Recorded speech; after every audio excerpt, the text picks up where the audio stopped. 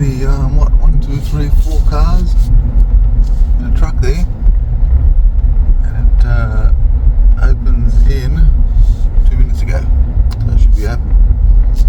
Apparently there's a cafe there, so briggy time.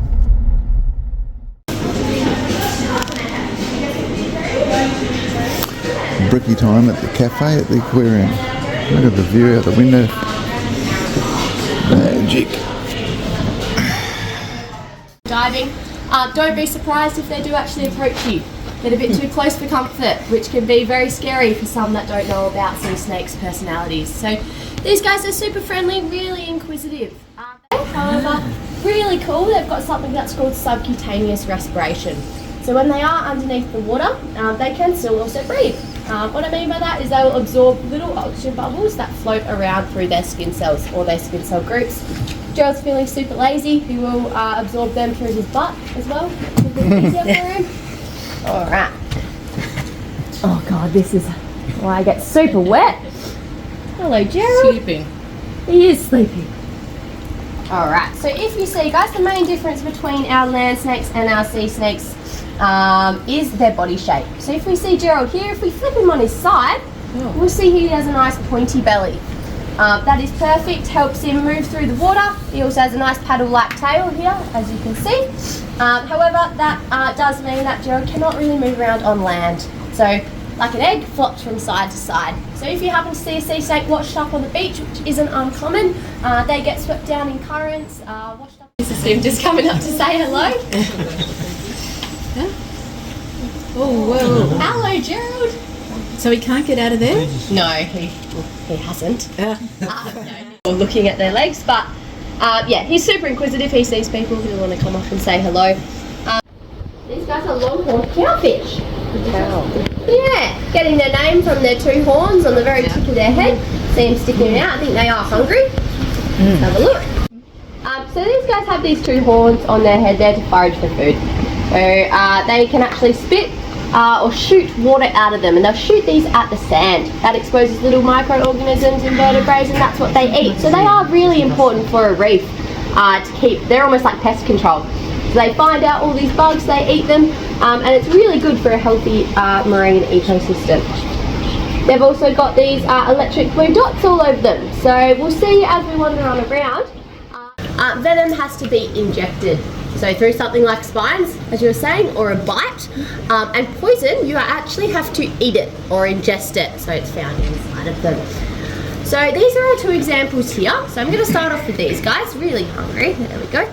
They are our Indo-Pacific lionfish. And these guys are venomous. So they have got 13 spines running directly down the centre of their back, and actually 5 along their stomach there. So if I was to come along and slap my hand on those spines, I'm not going to die, you know. It's going to be really agonising pain in the localised area for around about 80 to 90 hours. So it's a very long time to consider what you've done or what one of these guys have done to you. Treatment wise, you want to be submerging the area in really hot water. So any kind of marine related sting or bite, hot water, because that breaks down the proteins in the venom. Give you a little bit of relief. You can visit the hospital. They won't do too much. You're going to get some pain relief and then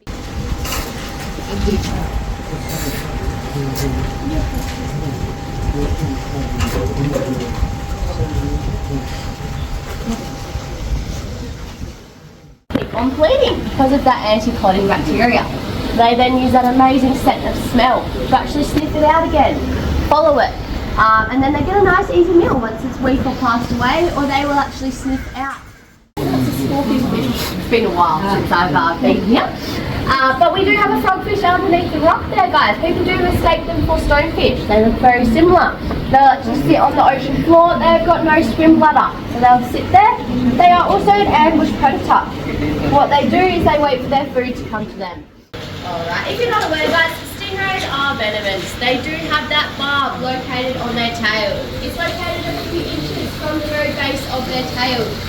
If you are stung by a stingray, what you want to do, treatment-wise, you want to remain nice. The dolphins and the indigenous would actually work together to hunt. That 5 years, it was really successful. So there's no need for us to continue.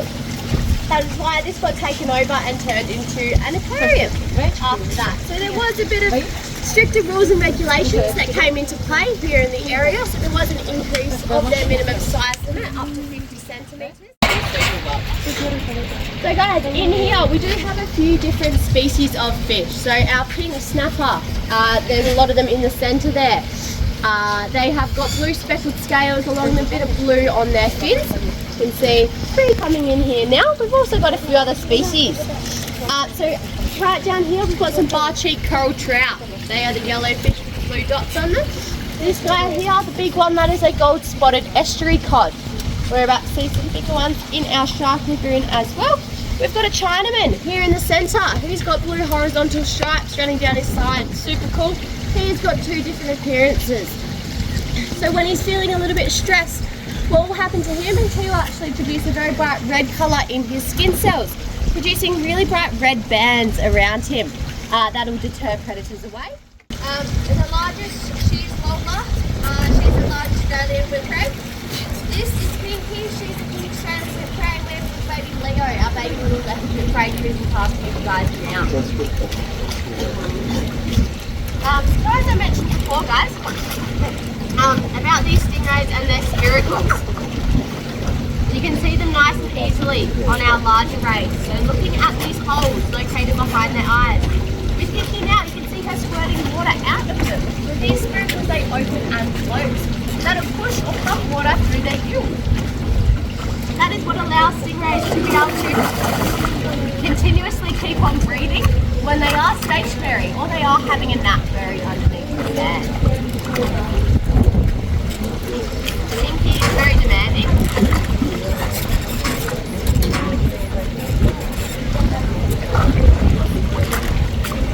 Little baby Leo has actually just learned how to hand feed too, so it's really cute when coming up. Pinky. Alright.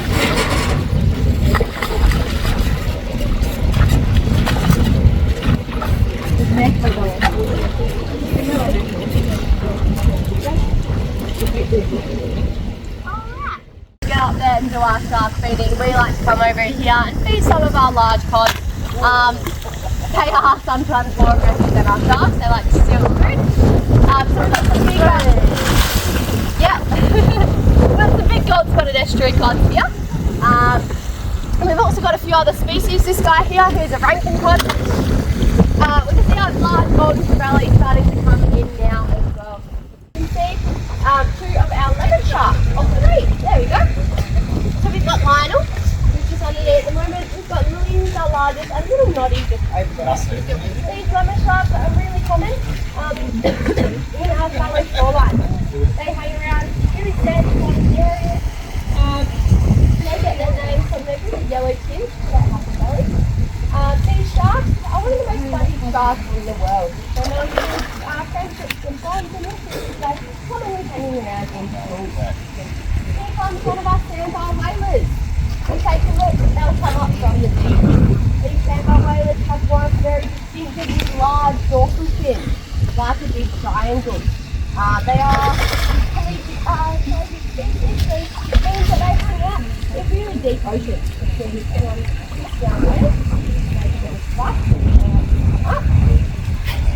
That really big dorsal fin keeps these sandbar whalers balanced when they are hunting in really deep waters. We've also got one very little shark now, and that is called a nervous whaler. So they are actually the most common shark species we have here in the area. They're very small pieces of shark, they only mature them. Or up this, we have out onto our balcony. Take a look down there. I might put you up there. Sense flushes or vibrations around about 100 metre radius around them. That is how they hunt. They commonly target things that are sick or in distress to have a nice easy meal. So things that are making lots of splashes. Here comes our sandbar whaler, guys. There he is. See him shooting on the ground? These guys are super fast. We'll see if we can get him to come up. Our lemon sharks do seem to be onto it. Here we go. There's our sandbar whaler. See that big dorsal fin? How cool. Alright, let's see if we can come up with some food. Come on. I didn't mention before, but our two sailor whalers are called Bundy and Morgan. Alright, Louis wants it. Very lazy. These runners are like big puppy dogs, guys. The reason why we do have it on this line as well is because they do have to put in a little bit of the effort to get their food. That is why I'm not giving them the fish at the moment. That's a good look. You can have a look at his teeth underneath there as well, guys. Can you see that? That's pretty cool. How cool is that? Smiling at us. And yeah, there's the batfish. Good spotting. So there is our fully grown batfish, guys.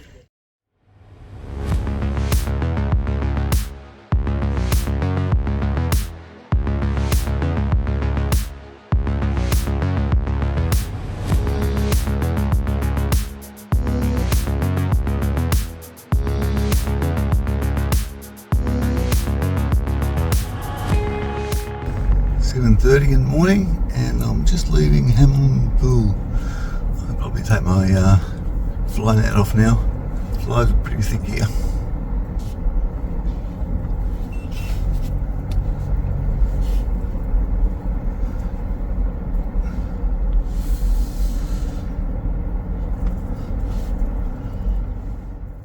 You can see the kangaroo there, it's just lying in the shade. Here he comes straight across in front of me.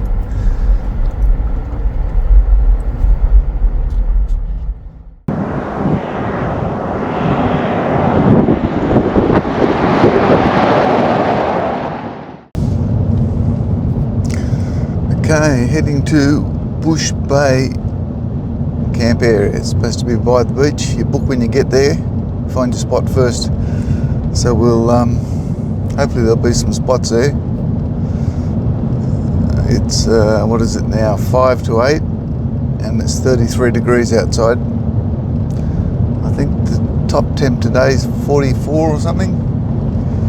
So it'd be nice to be by the ocean with a cool ocean breeze. See how we go. Okay, about to turn left onto Highway 1, heading north.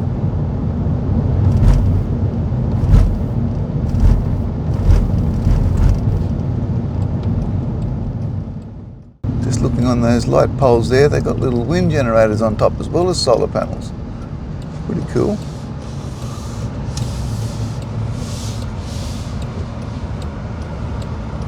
Nobody out here much.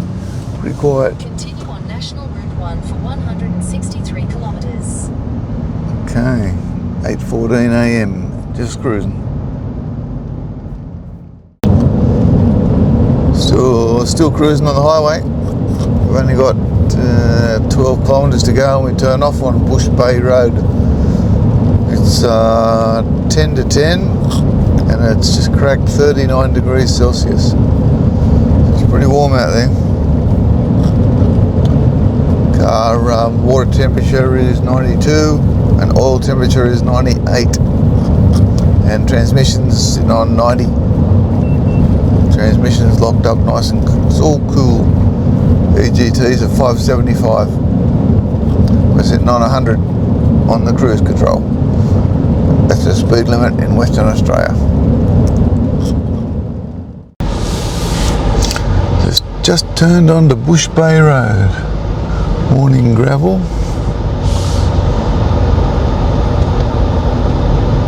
See what it says over here. Might turn my dust pressurisation fan on. Camping fees at Bush Bay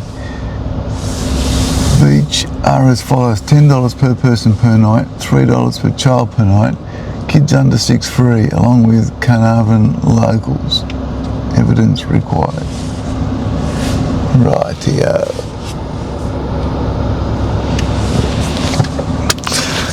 There you go.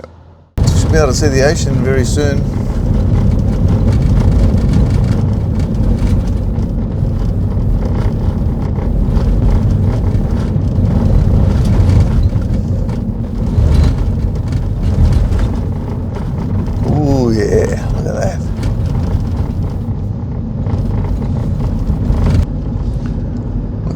T intersection, turning right, according to Google. The road is a bit corrugated. I don't know if you can see them here. But, yeah, they're pretty good corrugations.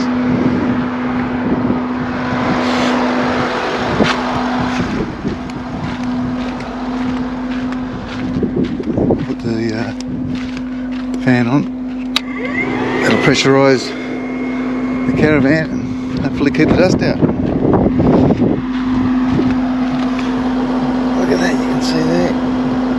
They're decent corrugations. That road was a bit corrugated, but I didn't really notice it that much in the car. I'm not sure how the van went. It was 46, 50 psi in the tyres. Continue on Bush Bay Road for 4 kilometres. Oh, 60 psi in the trailer tyres.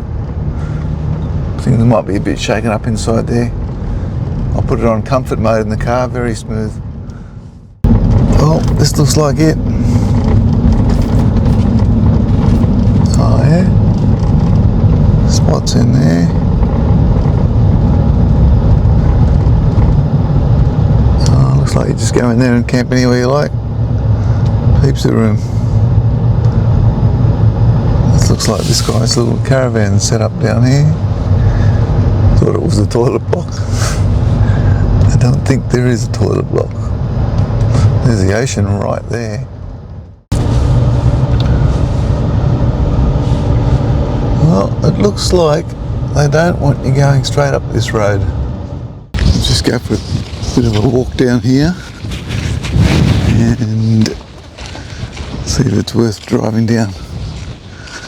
See how close we can get our van to the water without getting bogged.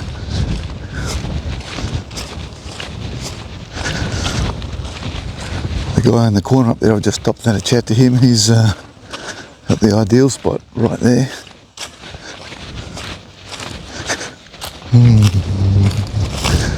It's a little bit damp here.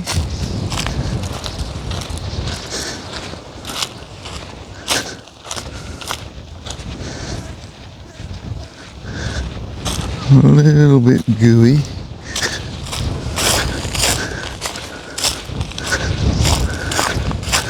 Which may mean the tide comes up here because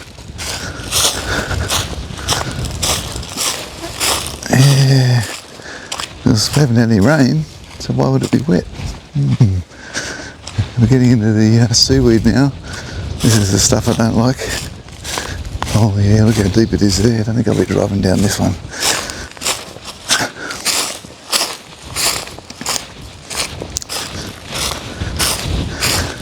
Oh yeah, this is thick, soft seaweed, this stuff.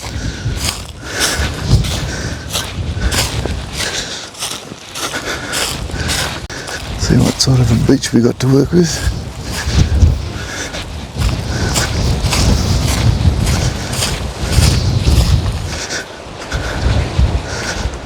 Oh, this is terrible. Terribly nice. Wow.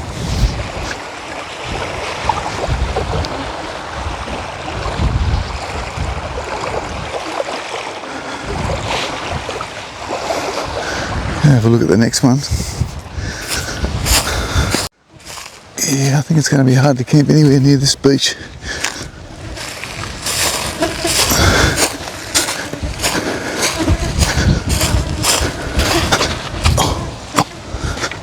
It's a bit slippery in the... Yeah. I think this goes underwater when the tide comes in.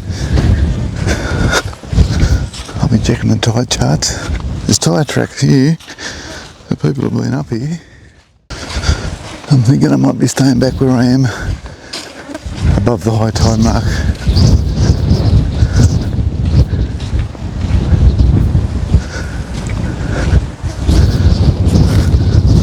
Because this looks like it goes underwater. But I think we could come down here. Tide's starting to come in now. This is why I didn't come down here, because I was a bit worried about this area here all going underwater at high tide. This was all dry before, look. Now it's wet, you can actually see it coming in. It's actually moving.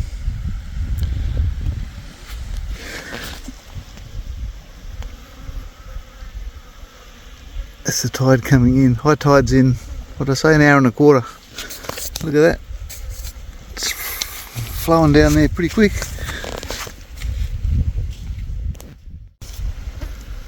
There she goes. She's coming all right.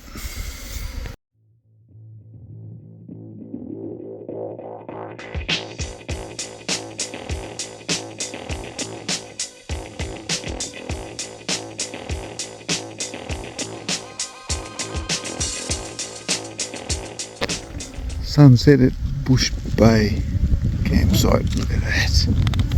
Don't mind the flies on the lens, but you know, you get that.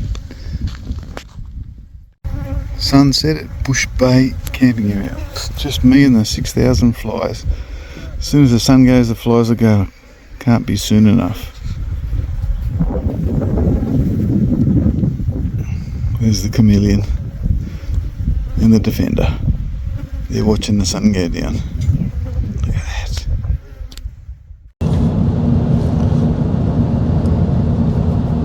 On the road, 10 AM, leaving Carnarvan, heading for Quobba blowholes, which is only an hour's drive, so a short one today with a bit of luck.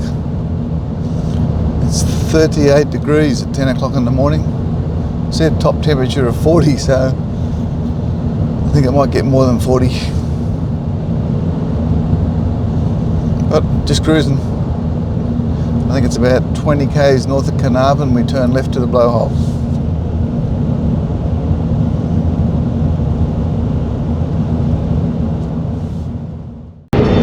Okay, so there's your statistics there. Doing 87 GPS speed, 90 speedo speed, and sitting on 1200 RPM. Just cruising, no hurry today. It's only an hour's drive, so we're just taking it easy. You can see outside temperature, bottom left, 38 degrees Celsius at 10:20 in the morning. And we're just cruising basically.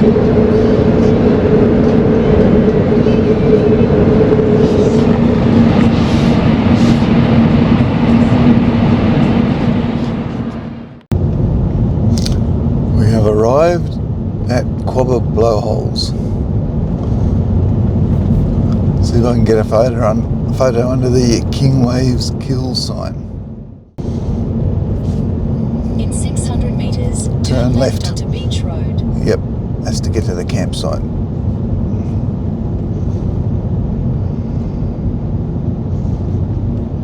No, there's not many people here. Excellent. There's the sign, King Waves kill.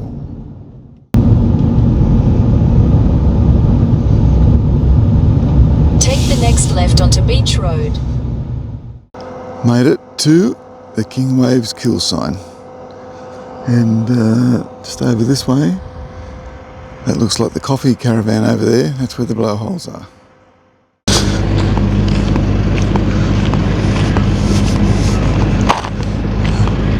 I don't think they're blowing much. Can't see much shooting up over there.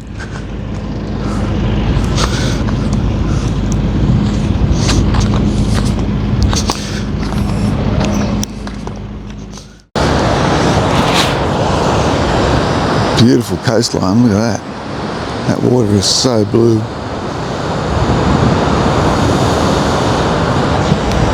Yes, they're not blowing very much. Yo, little one there.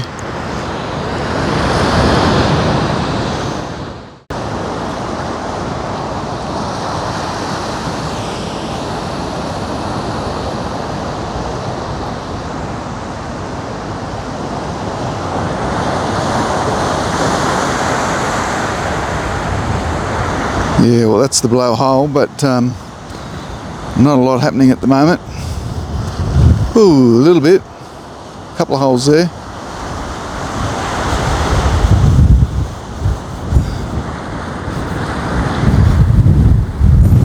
You comes a big one. Might get a little, oh yes, woohoo! You can see we're way back. You can see this water comes up here because there's all salt here in the rocks. Obviously it's come up, evaporated out the water and left the salt.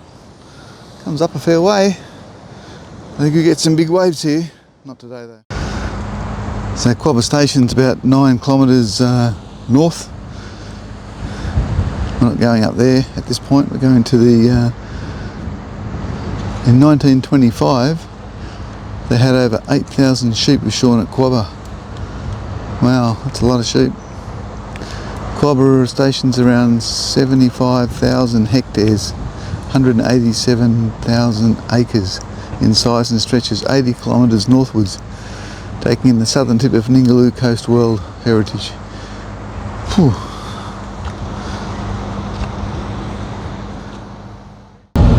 So, supposedly this is Quobba Campground, just down here a few hundred metres. Oh, I see, they're all just parked along the road here, it looks like.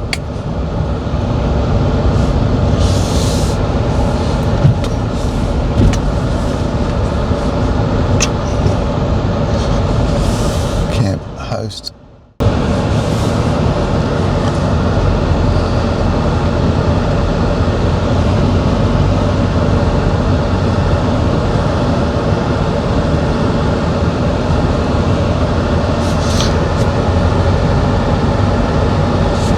They're all just camped there.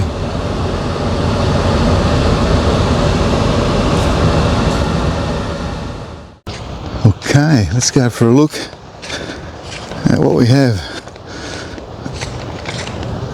Should be one dune to the water with a bit of luck.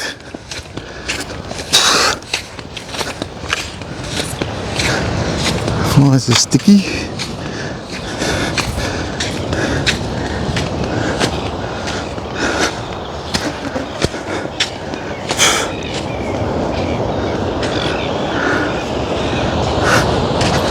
Maybe this way? Oh yeah.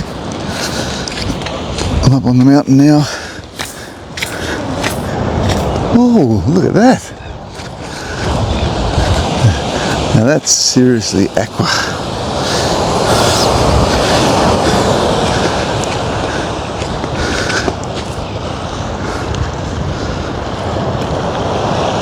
Magic. Let's have a look back this way, show you where it came from. So we just camped there, and just over this dune here, it's front of the beach.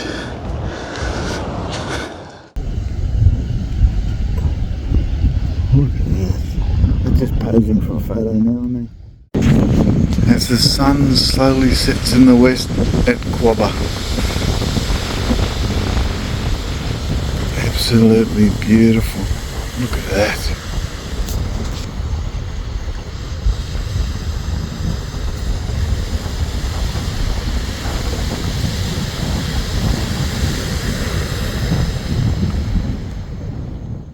There was that silhouette of the chameleon as the sun slowly sets in the west over the ocean. Well, yeah, that's the sand dune you're looking at there. The ocean's on the other side.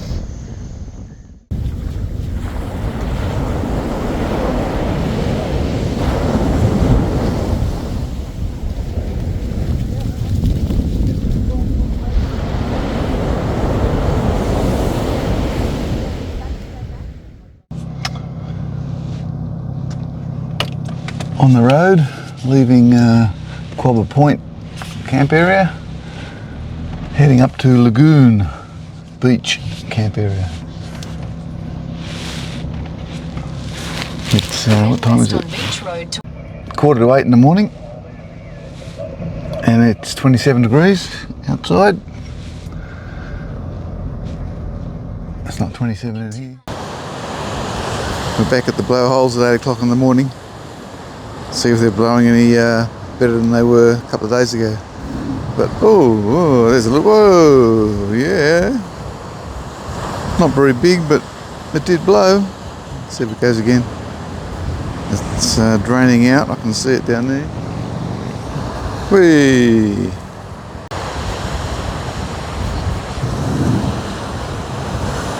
Yeah, that wasn't bad. About a quarter of what it can be, but anyway. Here comes a big one. Try this one. Whee!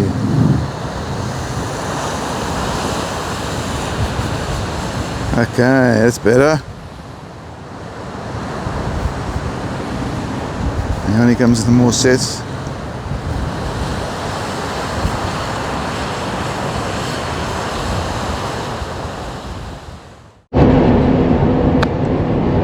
Not sure if you can see the temperatures there, but engine water temperatures 91 and engine oil temperatures 99 degrees Celsius. So it was up at 100, the engine oil,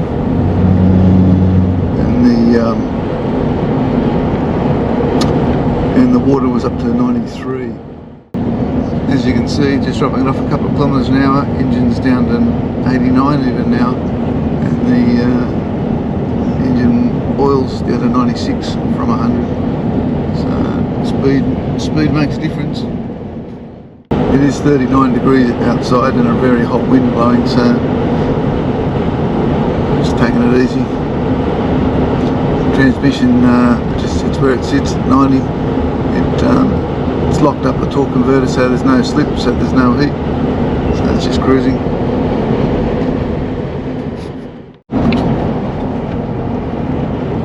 Forgot to mention we have a very strong headwind blowing, but she's still pushing along in 8th gear, so handling it.